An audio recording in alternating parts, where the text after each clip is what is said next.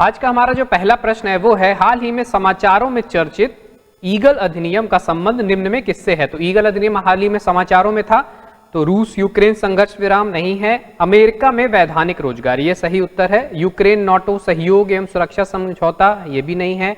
Europe रूस ऊर्जा समझौता, जो नॉर्ड स्ट्रीम पाइपलाइन चर्चा में थी, उसको भी याद रखिएगा, नॉर्ड स्ट्रीम से क्वेश्चन भी बन सकता है। और ये जो है समुद्र के माध्यम से रूस से आपकी जर्मनी तक के बीच में है, तो ये ध्यान रखिएगा। तो ये भी नहीं है। नाटो और यूक्रेन सहयोग भी नहीं है। तो अमेरिका में वैधानिक रोजगार से संबंधित है ये, क्योंकि ईगल है इसलिए आपको लगेगा कि युद्ध से कोई संबंधित है, लेकिन ऐसा नहीं होगा, ध्यान रखिएगा। एलिमिनेशन ऐसे ही सीखना है आपको। ईगल एक्ट जो है वो स्टैट्यूटरी एम्प्लॉयमेंट इन अमेरिका, इसका फुल फॉर्म है equal access to green cards for legal employment. Green card उनको दिया जाता है जो अमेरिका में जाकर के रोजगार करते हैं, यानी वैधानिक रोजगार जो अमेरिका में लोग जाकर करते हैं, उनको ग्रीन कार्ड की आवश्यकता होती है। तो यहाँ पे अमेरिका के द्वारा ग्रीन कार्ड्स के लिए एक लिमिट अपने यहाँ पे लगाई गई थी, जो प्रति देश लगभग 7% के आसपास में थी। हाल ही में ये इमिग्रेशन संबंधी जो रिफॉर्म हुए हैं अमेरिका में, उनके माध्यम से ईगल एक्ट पारित किया गया है, तो जिससे अब अमेरिका जाने वाले जो भारतीय हैं उनको आसानी होगी। इस कारण से ये विषय चर्चा में भी था। तो ईगल एक्ट किससे संबंधित है? अमेरिका में वैधानिक रोजगार से। अगला प्रश्न आपका, हाल ही में किस देश के द्वारा समलैंगिक विवाह संरक्षण विधेयक पारित किया गया है? Same sex marriage protection bill. तो ये हाल ही में पारित किया गया है संयुक्त राज्य अमेरिका के द्वारा। और यहाँ पे जो एक ऑप्शन दिया हुआ है नीदरलैंड, इससे मत कंफ्यूज कीजिएगा, क्योंकि पहला जो देश था जिसने समलैंगिक विवाह संरक्षण को मान्यता प्रदान करी थी वो था नीदरलैंड। एक प्रश्न और यहाँ पे बन सकता है कि ताइवान क्यों महत्वपूर्ण है? क्योंकि Taiwan is the only Asian country have legalised same sex marriage, यानी एशिया में केवल एकमात्र ऐसा देश है जिसने अभी तक सेम सेक्स मैरिज को लीगलाइज किया है। इसके अलावा कई देशों जैसे चिली, स्लोवानिया, स्विट्जरलैंड और मेक्सिको में भी इस तरीके की मांग की जा रही है। और नीदरलैंड ने 2001 में सबसे पहले इस तरीके की मांग को वैधानिक रूप प्रदान किया था। तो हाल ही में किसने किया है? संयुक्त राज्य अमेरिका ने। और इसको रिस्पेक्ट देते हुए, इसको पूरा सम्मान देते हुए, यानी समलैंगिकों के जो अधिकार है, उनके विवाह है, उसको पूरा सम्मान देते हुए मानव गरिमा सुरक्षित करने के लिए यह विधेयक पारित किया है। अगला प्रश्न आपका संविधान संशोधन और उनसे संबंधित विषयों के बारे में है कि इनसे संदर्भ में कौन से जोड़े सही सुमेलित हैं। तो यहाँ पे हाल ही में जो सबसे लेटेस्ट 5 संशोधन है, ये कई बार मिलाने के लिए भी आ जाता है और कई बार सिंगल क्वेश्चन भी पूछा जाता है। जब सिंगल पूछा जाता है तो सबसे या तो लेटेस्ट पूछा जाता है, या जो सबसे एक ड्रास्टिक चेंज जहां से हो रहा है, जैसे जीएसटी आया था तो यहां से एक ड्रास्टिक चेंज देखने को मिला था, और ईडब्ल्यूएस आया था तो यहां से ड्रास्टिक चेंज देखने को मिला था। तो इस तरीके के पूछे जाएंगे, या फिर जो लेटेस्ट है वो पूछा जाएगा। तो ये सारे यहाँ पे जो है सही सुमेलित हैं, इनको आप नोट भी कर लीजिए कहीं पे। 101वां जीएसटी वस्तु एवं सेवा कर, 102वां राष्ट्रीय पिछड़ा वर्ग आयोग का गठन करने की यहाँ पे बात की गई थी, और 103वें में ईडब्ल्यूएस के लिए जो 10% रिजर्वेशन दिया गया था वो आपका यहाँ पे 103वें में। 104 में एससी एसटी में लोकसभा में जो सीटें हैं आरक्षित एससी और एसटी के लिए, उसमें कार्यकाल में उसकी वृद्धि करी गई थी। और 105वां जो है वो social and economic backward class, यानी सामाजिक और शैक्षिक educational backward class, social and educational backward class SEBC के पहचान के लिए ये संविधान संशोधन लाया गया। तो ये पांचों याद कर लीजिएगा, इसमें से जरूर एक प्रश्न आने की संभावना एक बार है, और चूंकि सभी सही सुमेलित है तो सही उत्तर हो जाएगा आपका उपयुक्त सभी। अगला प्रश्न आपका, अंतरराष्ट्रीय ई कचरा दिवस के संदर्भ में सत्य कथनों का चुनाव कीजिए। तो किस दिन ये मनाया जाता है? तो ये 14 अक्टूबर को हाल ही में मनाया गया है। तो 14 अक्टूबर को मनाया गया, ये एकदम ठीक है। आप यहाँ पे भी देख सकते हैं जो इसकी थीम और इमेज है। वर्ष 2022 है तो इसकी थीम थी recycle it all know matter how small, यानी चाहे जितना भी छोटा ई कचरा हो उसको रिसाइकिल करने की जो प्रक्रिया है उसमें उसको शामिल किया जाना चाहिए। बहुत सारे ई कचरे, जैसे हम लोग के हेडफोन्स खराब हो जाते हैं, फोन की गेमिंग खराब हो जाती है, कंप्यूटर के माउस हो गए, या memory card, SD card, phone, keyboard, इस तरीके की चीजें हो सकती हैं। और इनको हर हाल में ई वेस्ट में बहुत सारे कई बार रेडियो एक्टिव तत्व होते हैं और कई बार बहुत मूल्यवान तत्व जैसे गोल्ड वगैरह भी होते हैं, तो इनकी रिसाइकलिंग बहुत जरूरी है, इसलिए ये दिवस मनाया जाता है। तो किस दिन मनाया जाता है? 14 अक्टूबर को। थीम क्या थी? Recycle it all know matter how small. तो दोनों कथन सही है, सही उत्तर हो जाएगा आपका 1 और 2। अगला प्रश्न आपका राष्ट्रीय युवा महोत्सव के संदर्भ में है। जनवरी 2023 में आयोजित राष्ट्रीय युवा महोत्सव के संदर्भ में सत्य कथनों का आपको चुनाव करना है। तो इसका आयोजन हाल ही में धारवाड़, हुबली, कर्नाटक में किया गया, ये एकदम ठीक है। 12 से 16 जनवरी 2023 के बीच में हुबली, धारवाड़ में 26वें यूथ फेस्टिवल 2023 का आयोजन किया गया जनवरी 2023 में, और इसकी थीम क्या थी? महोत्सव की थीम थी विकसित युवा विकसित भारत, ये इसकी विषय वस्तु थी। अब इससे संबंधित जो खेल हैं वहां पे शुभंकर भी आपसे पूछा जा सकता है, तो चंपी चिक्का एक हाथी है जो इसका शुभंकर है, तो इसको भी याद रखिएगा। कई बार शुभंकर से भी प्रश्न आ जाता है, नाम इनके क्योंकि कुछ विशिष्ट होते हैं इसलिए इनसे प्रश्न बनने की संभावना रहती है, तो दोनों कथन यहाँ पे सही हैं।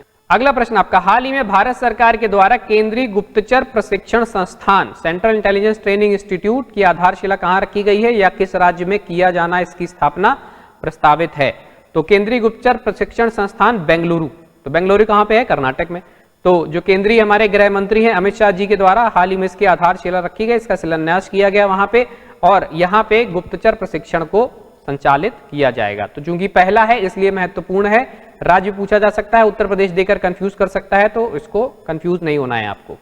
सही उत्तर है कर्नाटक। अगला प्रश्न आपका, अंतरराष्ट्रीय शिक्षा दिवस 2023 के संदर्भ में सही सुमेलित युग्म चुनना है। इंटरनेशनल एजुकेशन डे 2023 तो किस दिन आयोजित किया जाता है? ये 24 जनवरी को आयोजित किया जाता है। इसकी थीम क्या थी? लोगों में निवेश, शिक्षा को प्राथमिकता। यानी अगर आपको लोगों में निवेश करना है तो शिक्षा के क्षेत्र में निवेश कीजिए ताकि वो लोग संसाधन के रूप में आगे बढ़ सके, यानी वो मानव संसाधन बन जाए ताकि उनकी उपयोगिता और बढ़ सके। तो ये इस बार की थीम थी। और किसको समर्पित किया गया है इस बार का दिवस? तो अफगानिस्तान की महिलाओं और बालिकाओं को समर्पित किया गया है, क्योंकि वहां पे जिस तरीके के राजनीतिक और परिवर्तन देखने को मिले हैं, तो वहां पे एक स्वप्न ही रह गया है वहां की महिलाओं के लिए शिक्षा प्राप्त करना। और हाल ही में बहुत सारे ऐसे जो शिक्षा और रोजगार के अवसर जैसी प्राथमिकताएं हैं उन पे प्रतिबंध भी तालिबानी सरकार के द्वारा अफगानिस्तान में लगा दिया गया है। तो इस कारण भी ये महत्वपूर्ण है, क्योंकि किसको समर्पित किया गया? केवल देश भी पूछ सकता है आपको कि ये दिवस किस देश को समर्पित किया गया है, किस देश की महिलाओं को समर्पित किया गया है, तो उत्तर हो जाएगा आपका अफगानिस्तान। थीम अलग जरूर याद रखिएगा, लोगों में निवेश, शिक्षा को प्राथमिकता। और ये तो पुराना ट्रेंड हो गया कि दिन आपसे और डेट पूछे, तो ऐसा बहुत कम है, लेकिन हाँ अब नए प्रश्नों में थीम या इस तरीके के अन्य तथ्य जो है पूछे जाते हैं, क्योंकि तीनों सही सुमेलित है यहाँ पे। तो सही उत्तर हो जाएगा आपका 1, 2 और 3। अंतरराष्ट्रीय भ्रष्टाचार विरोधी दिवस, तो ये जो है UN convention against corruption UNCAC at 20 यानी इसके 20 वर्ष हाल ही में पूर्ण हुए। 2003 में इसके द्वारा एक हस्ताक्षरित जो संधि थी उसके माध्यम से भ्रष्टाचार निरोध के लिए सभी देशों से आग्रह किया गया था। 2003 में वो संधि हस्ताक्षरित हुई थी, उसी के अनुरूप 20 साल 2023 में पूर्ण हुए। तो इसके लिए अब यहाँ पूछा गया है कि ये कब मनाया जाता है, तो प्रतिवर्ष 9 दिसंबर को ये मनाया जाता है। दूसरा, इस वर्ष इस दिवस की विषय वस्तु है भ्रष्टाचार के विरुद्ध विश्व को एकजुट करना, uniting the world against corruption. पूरे विश्व में जो भ्रष्टाचार के विरुद्ध एक जागरूकता है, उससे संबंधित जो नियम और कानून हैं उनके बारे में सभी को जानकारी होनी चाहिए और उनमें समरूपता होनी चाहिए। जैसे बहुत सारे देश भगोड़े अपराधियों के लिए प्रत्यर्पण संधि करते हैं, तो वो भी भ्रष्टाचार विरोध के प्रक्रिया के विकल्प के रूप में ही माना जाता है। तो ये भी दोनों कथन यहाँ पे सही है, तो सही उत्तर हो जाएगा आपका 1 और 2। अगला प्रश्न, हाल ही में राज्यों के द्वारा सूचना के अधिकार के प्रति जवाबदेही संबंधी रिपोर्ट, यानी कौन सा राज्य सूचना के अधिकार संबंधी जो उनके एप्लीकेशंस आती हैं उसके लिए कैसा रिस्पॉन्स करता है। तो सूचना के अधिकार के प्रति जवाबदेही संबंधी रिपोर्ट के बारे में सही सुमेलित युग्म चुनना है। तो यहाँ पे 2 राज्य दिए हैं, पहला सर्वश्रेष्ठ प्रदर्शन करने वाला और दूसरा सबसे खराब प्रदर्शन करने वाला। सर्वश्रेष्ठ प्रदर्शन करने वाला राज्य है पश्चिम बंगाल और सबसे खराब प्रदर्शन करने वाला जो राज्य है तमिलनाडु। यानी इन राज्यों में अलग अलग, अगर पश्चिम बंगाल में आप आरटीआई करते हैं तो ज्यादा से ज्यादा आरटीआई का वहां पे सफल जवाब दिया गया है, और तमिलनाडु में अधिकतर आरटीआई को टालने की या पेंडिंग रखने की प्रवृत्ति देखी गई है, इसलिए यहाँ पे खराब प्रदर्शन में इसको रखा गया है और पश्चिम बंगाल को सर्वश्रेष्ठ प्रदर्शन में रखा गया। चूंकि दोनों सही सुमेलित हैं तो 1 और 2 दोनों हो जाएगा सही उत्तर। अगला प्रश्न उत्तर प्रदेश विषय से संबंधित है कि हाल ही में किस राज्य के द्वारा 100 दिवसीय ग्लोबल सिटी मिशन प्रारंभ किया गया है।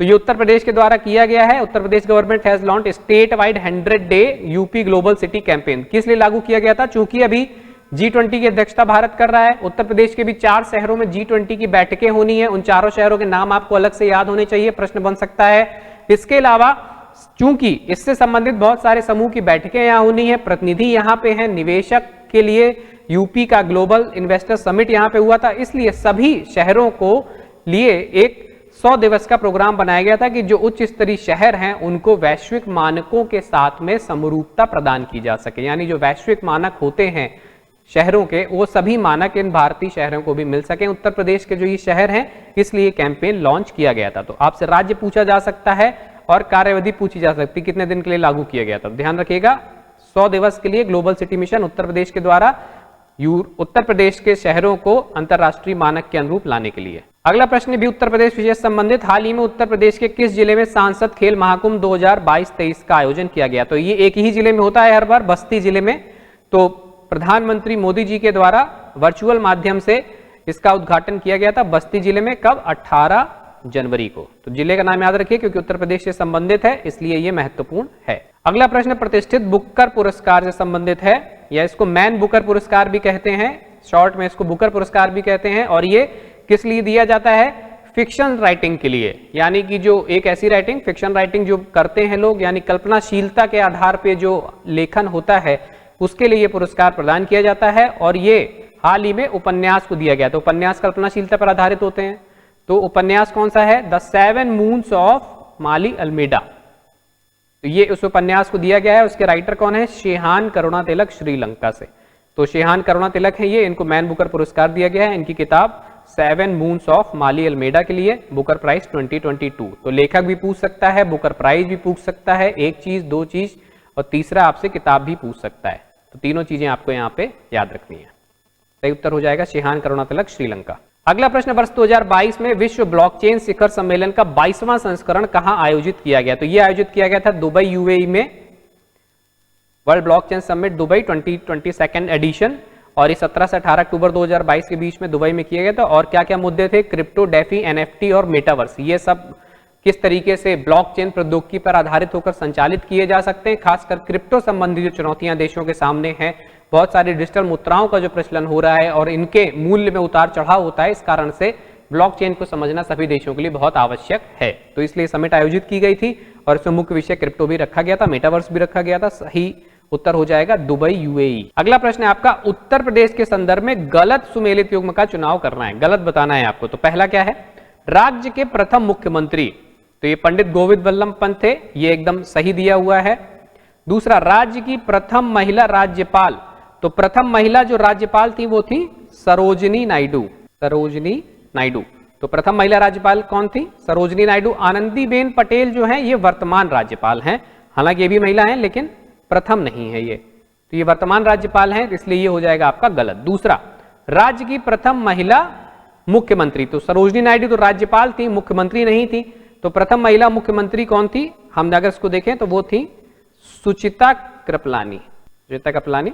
तो 2 और 3 इसमें गलत है, तो सही उत्तर हो जाएगा 2 और 3। नाम याद रखिएगा, इस तरीके के तथ्यात्मक प्रश्न कई बार यूपी में आ जाते हैं मिलाने के लिए। तो प्रथम मुख्यमंत्री पंडित गोविंद वल्लभ पंत, राज्य की और देश की प्रथम महिला राज्यपाल सरोजिनी नायडू, देश की भी है याद रखिएगा, और राज्य की और देश की प्रथम महिला मुख्यमंत्री सुचेता कृपलानी है, इनको भी याद रखिएगा। वर्तमान जो राज्यपाल है वो कौन है? आनंदीबेन पटेल हैं। तो ये आपके 4 तथ्य हो जाएंगे यहाँ पे। सही उत्तर हो जाएगा 2 और 3, क्योंकि दोनों गलत सुमेलित हैं। अगला प्रश्न, उत्तर प्रदेश विशेष के संदर्भ में उत्तर प्रदेश में स्थित प्रमुख संस्थान और उनकी स्थिति के संदर्भ में सही सुमेलित युग्म चुने।